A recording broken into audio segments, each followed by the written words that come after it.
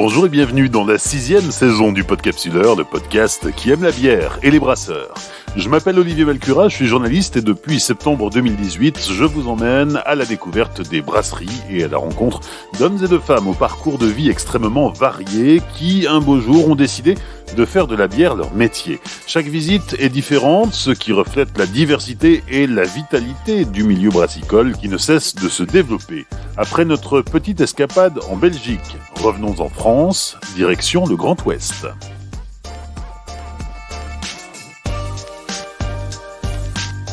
Saison 6, épisode 1, Laurent Boiteau, brasserie Mélusine à Chambéry, en Vendée.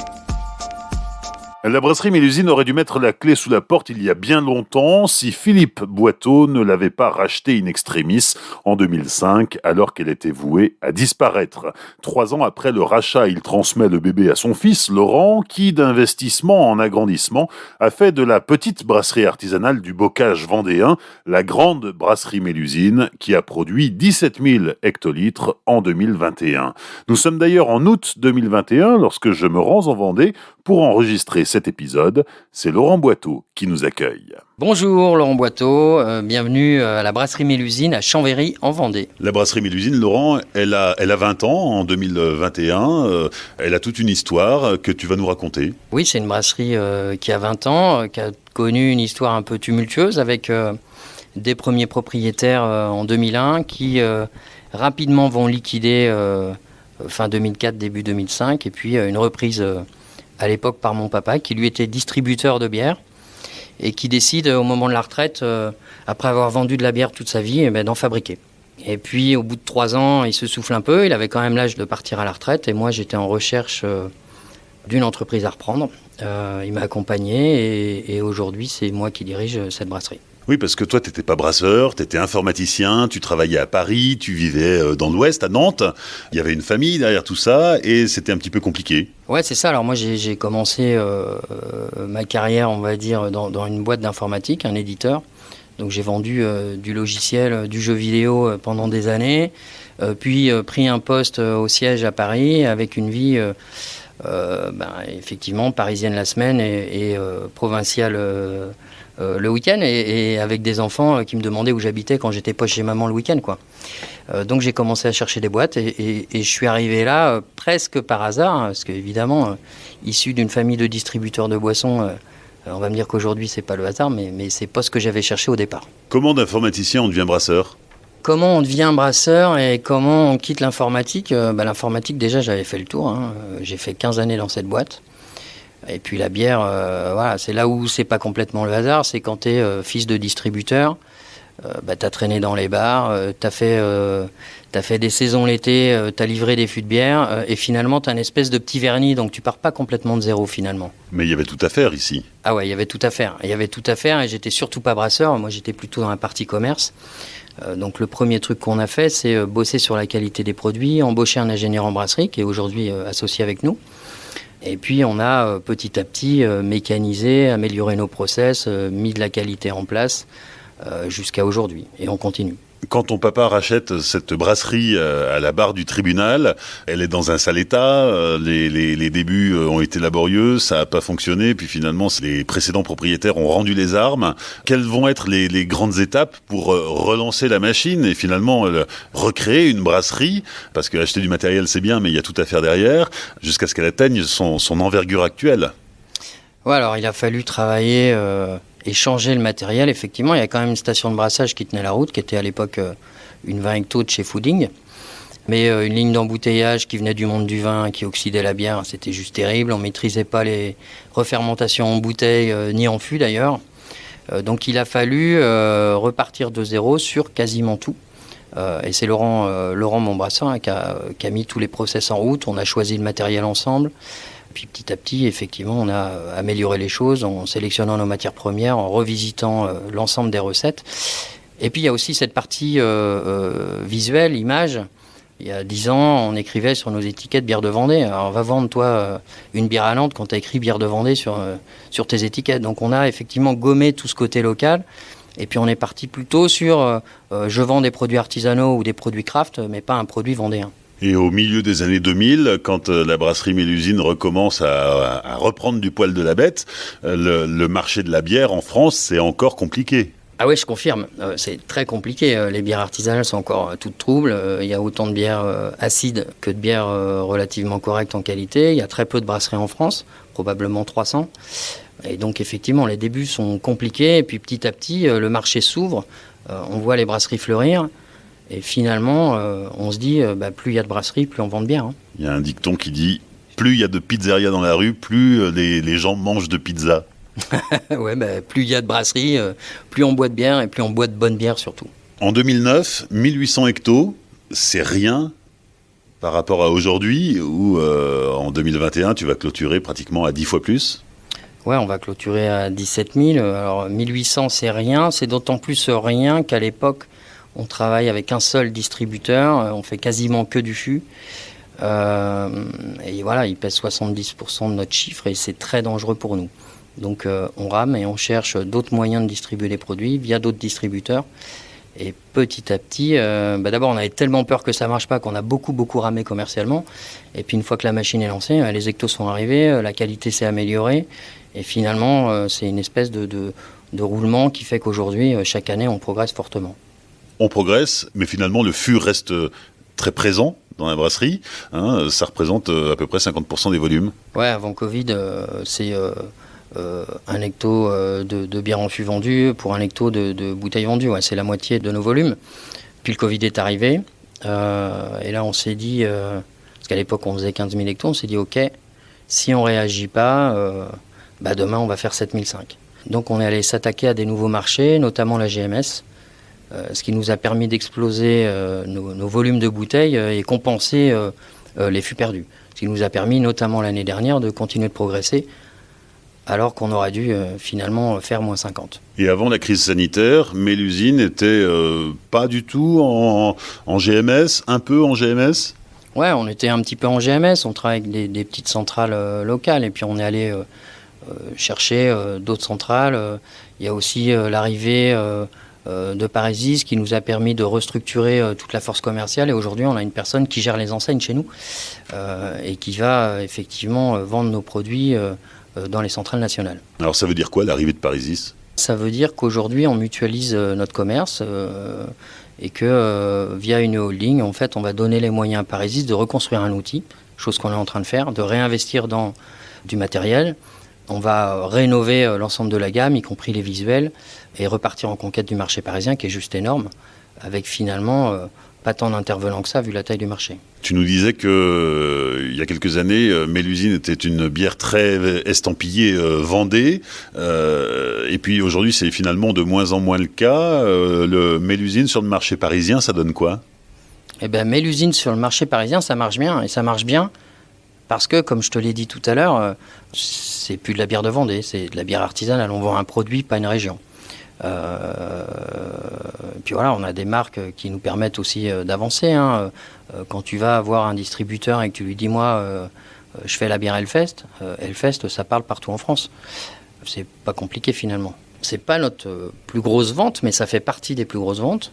Et ça a l'extrême avantage de faire parler de nous beaucoup. Et c'est une clé d'entrée, effectivement, dans pas mal d'endroits pour replacer le reste de notre gamme.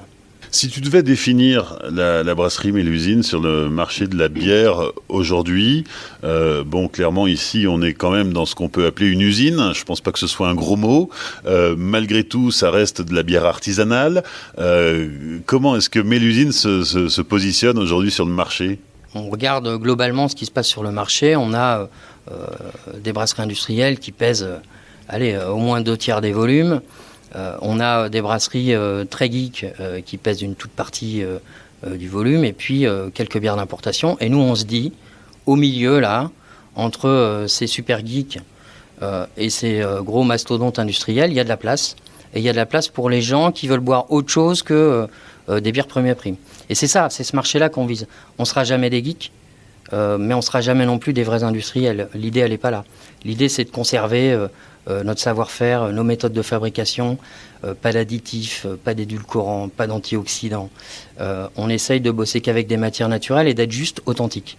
Entre le rachat de la brasserie par ton papa en 2005 et aujourd'hui, la brasserie Mélusine a vécu 3 grands agrandissements, 3 grandes étapes. Est-ce que tu peux nous les retracer ? D'abord 2009-2010, l'année où j'arrive, où on est 5 dans la brasserie, où on fait tout manuellement et où à un moment donné tu te dis comment on va faire pour avancer si à chaque fois qu'il y a un embouteillage, la comptable elle est à l'embouteillage, le commercial à l'embouteillage, le brasseur à l'embouteillage.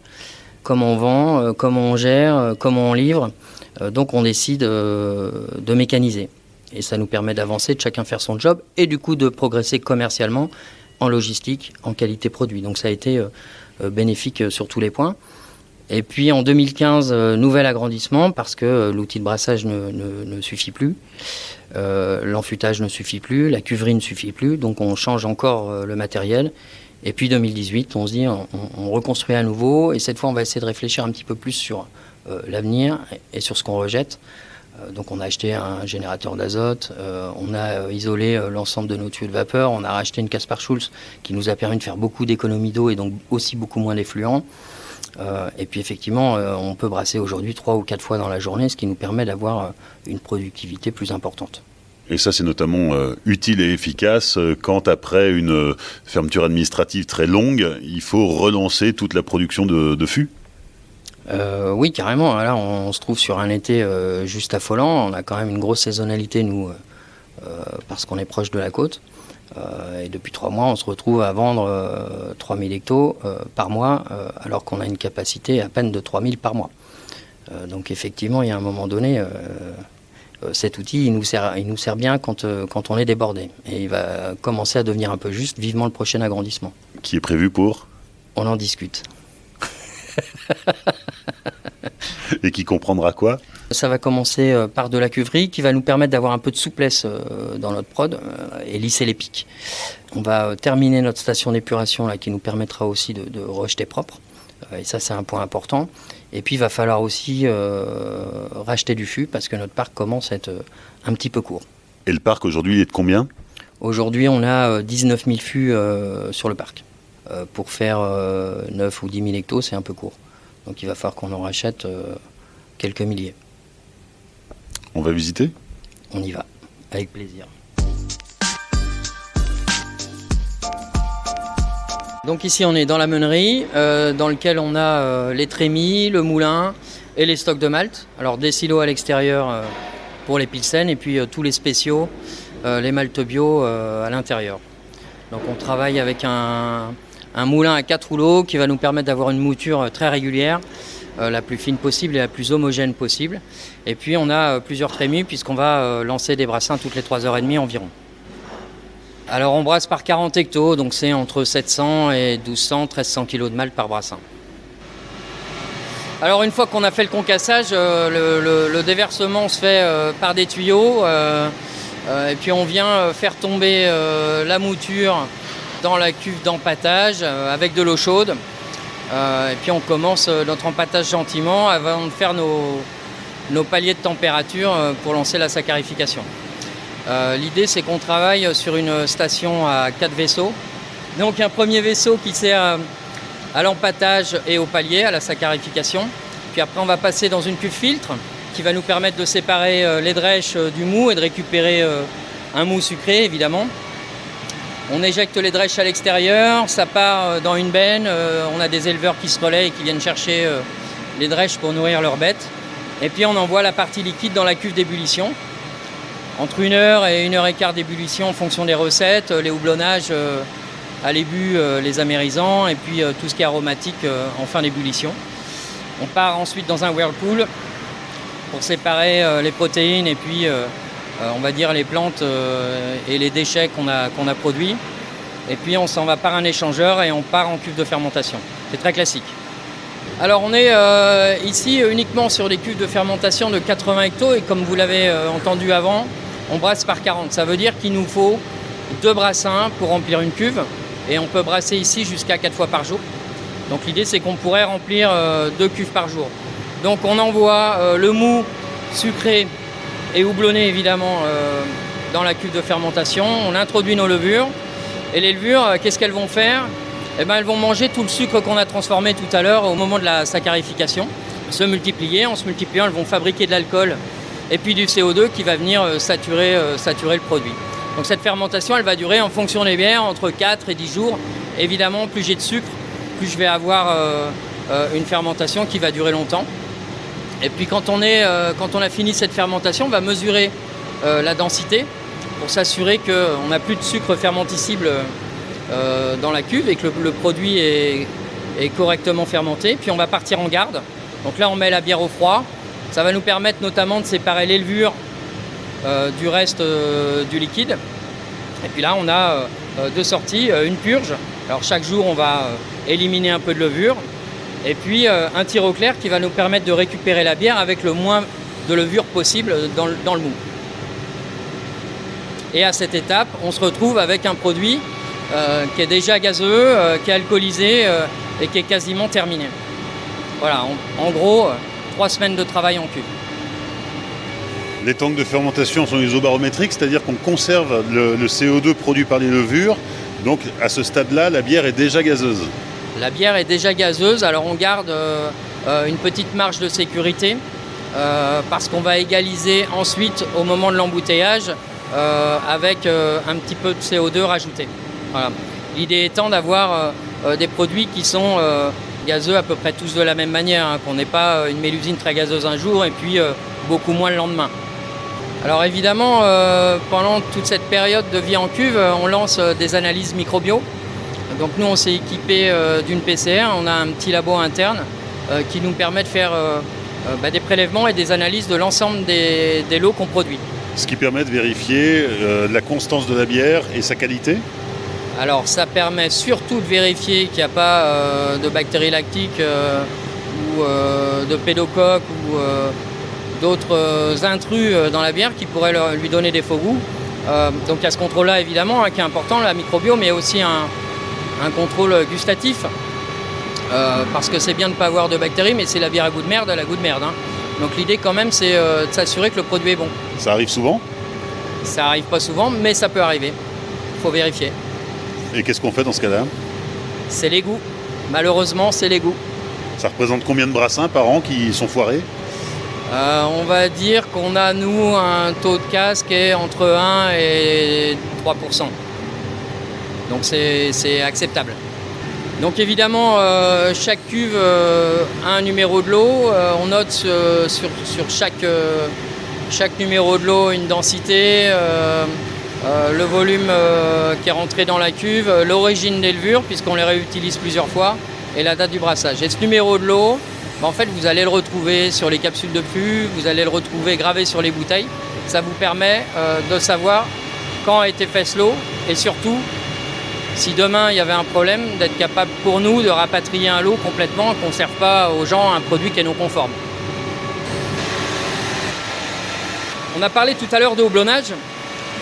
Mais sur certaines bières, et je pense notamment aux IPA, aux American Pale Ale, aux bières très houblonnées, on va rajouter du houblon à la fin de la fermentation, à environ 10-15 degrés. Et là, on travaille avec une machine qui s'appelle une roquette, qui va nous permettre d'envoyer le houblon et de le pulvériser à l'intérieur de la cuve. Et puis on fait recirculer le houblon dans la bière avant de le récupérer plusieurs heures, ce qui va nous permettre d'aller chercher des aromatiques plus fruitées, plus herbacées sur ces bières très houblonnées. Plus on avance dans la visite, plus on est confronté à des machines qui font du bruit. Alors là, ça fait beaucoup de bruit, on est devant la centrifugeuse. Alors une centrifugeuse, ça sert à quoi ? Eh bien, finalement, c'est une espèce de forme de filtration, mais qui est non stérile, qui va nous permettre de mesurer ce qu'on va laisser passer dans la bière et ce qu'on va vouloir retirer en matière. Alors ça a un avantage, c'est que si on veut faire des bières avec du trouble, eh ben, on laisse plus de matière passer. Et si on veut des bières très limpides, eh ben, au contraire, on va centrifuger beaucoup plus fort. Et une fois que c'est fait, donc ça évidemment c'est fait sous gaz neutre. Hein. L'idée c'est d'empêcher l'oxygène de rentrer en contact avec la bière pour ne pas l'oxyder, qu'elle ait une durabilité plus importante. Et puis ensuite on va passer par un système de flash. Donc le principe du flash c'est quoi ? C'est de faire passer la bière dans un échangeur quelques secondes à 75 degrés. L'idée étant de tuer une éventuelle bactérie lactique qui elle survit jusqu'à 70 degrés. 20 secondes à 75 degrés, puis on redescend aussitôt en température. L'idée c'est pas de faire une cuisson, hein, c'est vraiment d'éventuellement éliminer une bactérie. Et puis on part directement en cuve de mise, en tank de bière finie. Retour au calme, mais c'est parce que là la machine est à l'arrêt, sinon elle est un petit peu plus bruyante. On est devant l'enfuiteuse. Ouais, c'est ça. Alors, donc on a transféré notre bière dans un tank de bière finie.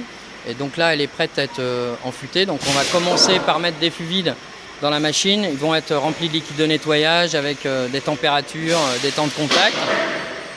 Ensuite, la machine va purger les fûts, les stériliser à la vapeur. On les remplit de bière et ça part directement dans les stocks.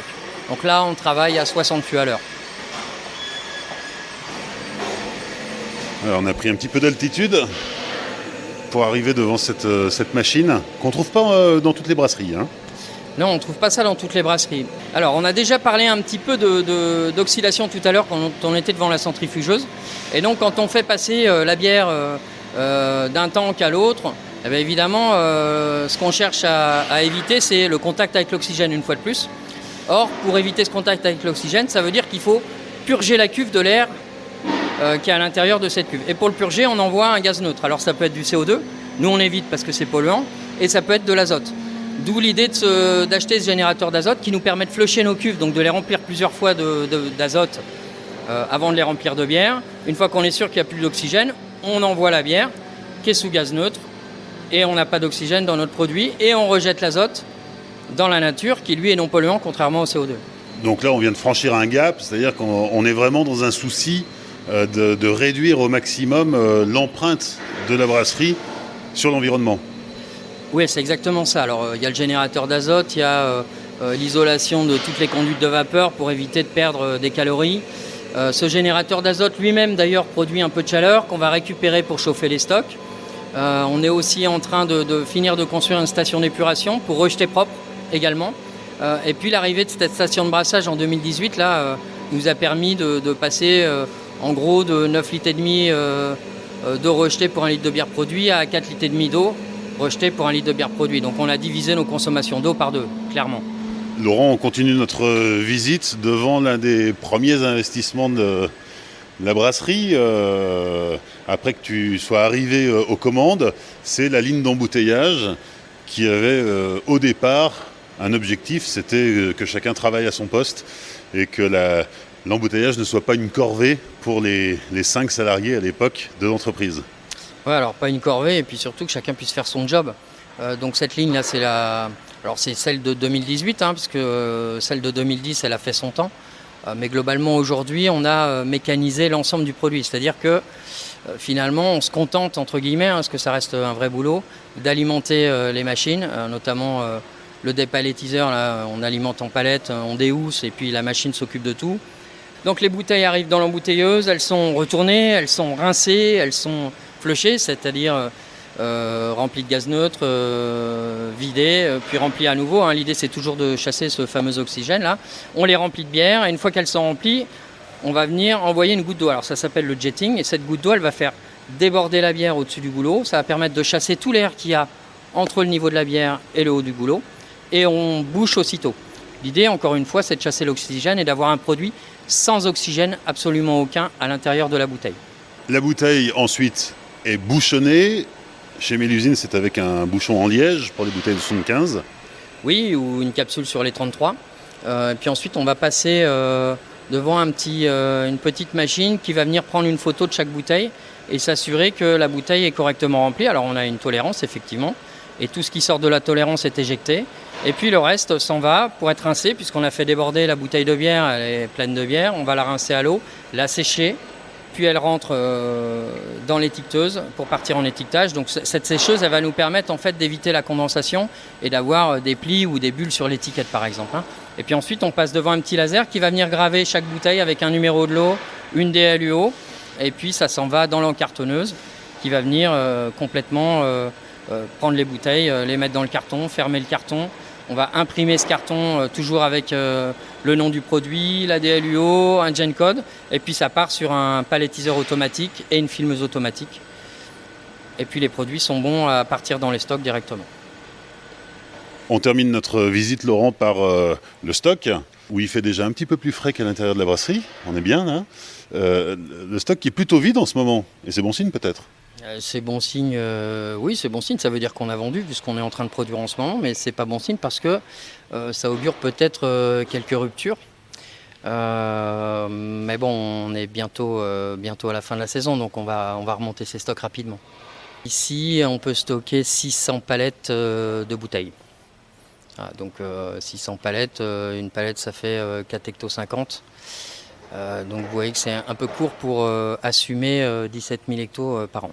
Là aussi, il y a des projets d'agrandissement? On va devoir, je pense, assez rapidement déporter la partie logistique, c'est-à-dire que le bâtiment ici servira uniquement à la production et quand c'est fini, ça partirait dans un autre entrepôt pour préparer les commandes et les envoyer chez les clients, probablement. Quand on ressort, là, il y a encore, alors évidemment, des stocks de fûts, ça c'est les fûts vides, une montagne de palettes parce qu'il en faut, mais on a aussi des tanks outdoor. Oui, alors on manquait de place à l'intérieur, donc on a investi dans des fermenteurs extérieurs, donc ils sont plus isolés que ceux qui sont à l'intérieur pour éviter aux produits de chauffer trop. Et puis évidemment, il y a un groupe de froid qui régule tout ça. Et puis l'année prochaine, si tout va bien, on reconstruit une plateforme et on pose à nouveau des cuves à l'extérieur. On va goûter? Bah ouais, on va goûter.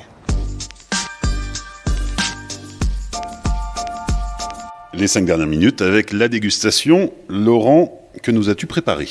Alors on va goûter 5 bières différentes. On va goûter une IPA, donc l'IPA Hellfest, dont je vous parlerai au moment de la dégustation. La Mélusine classique, qui est une blonde double. La Barbe Bleue, qui est un double stout.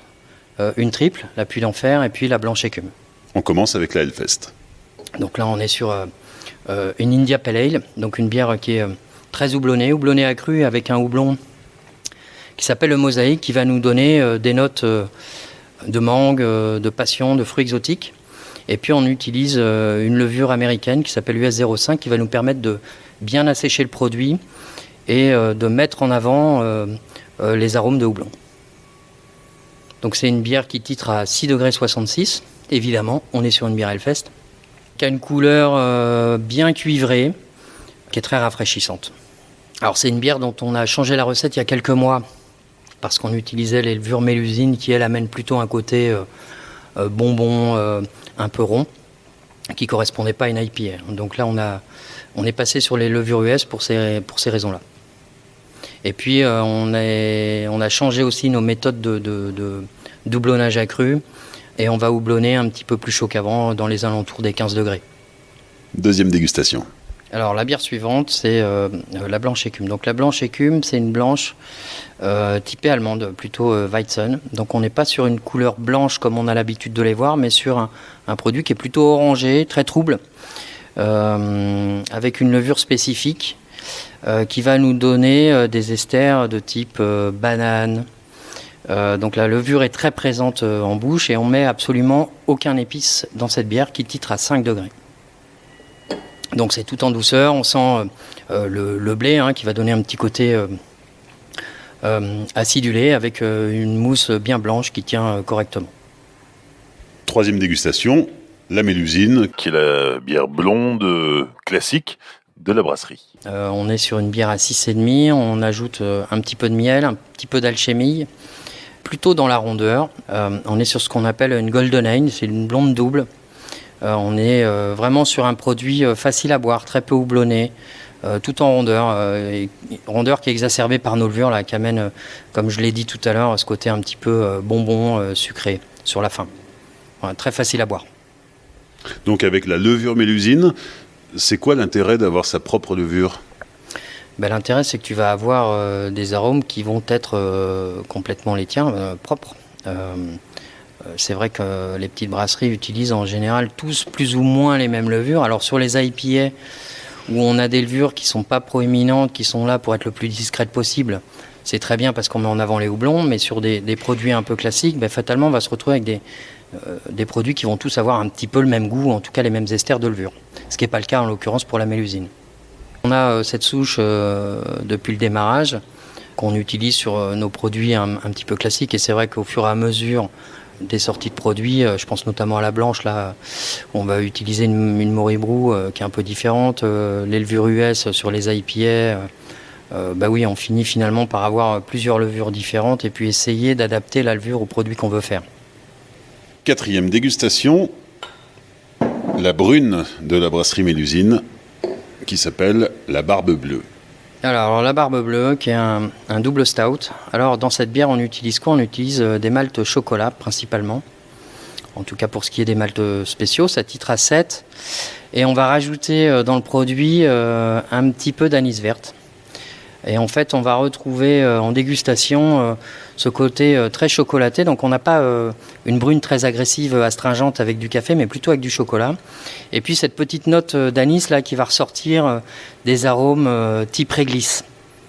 Il y a un endroit dans la brasserie qu'on a visité en off, en début de matinée, mais on n'en a pas reparlé tout à l'heure.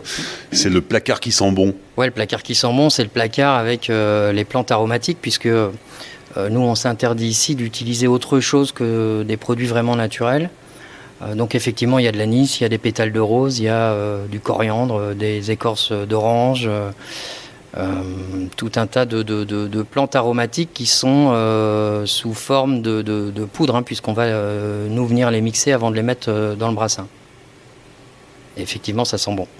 Alors revenons à la Barbe Bleue. Ouais, alors la Barbe Bleue, finalement, on a tendance à dire que c'est une brune pour ceux qui n'aiment pas les brunes, parce qu'elle est très très abordable. Finalement, elle passe toute seule. Il y a 7 degrés, donc on est aussi un petit peu dans la rondeur. Bon, ça reste malgré tout une bière d'hiver. On est au mois d'août, c'est peut-être pas le moment de la déguster. Quoique, c'est pas mal. 5e et dernière dégustation. La triple, la Puy d'Enfer, qui est, on va pas tout à fait blonde, plutôt dorée, légèrement cuivrée, avec une mousse bien épaisse. Ça titre à 8,5 degrés. Et là, on est sur une bière qui a une petite histoire, puisque la recette, je la tiens d'un Belge qui est venu nous acheter du matériel et qui, en partant pour nous remercier, nous a élaboré la recette et a brassé la première. Voilà.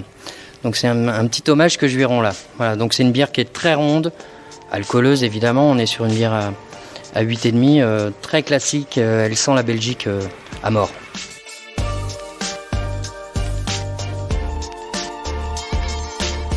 Merci à Laurent Boiteau et à toute l'équipe de la brasserie Mélusine pour leur accueil lors de l'enregistrement de cet épisode. Sur les réseaux sociaux du Podcapsuleur, Facebook, Twitter et Instagram, vous pourrez découvrir en images la brasserie Mélusine.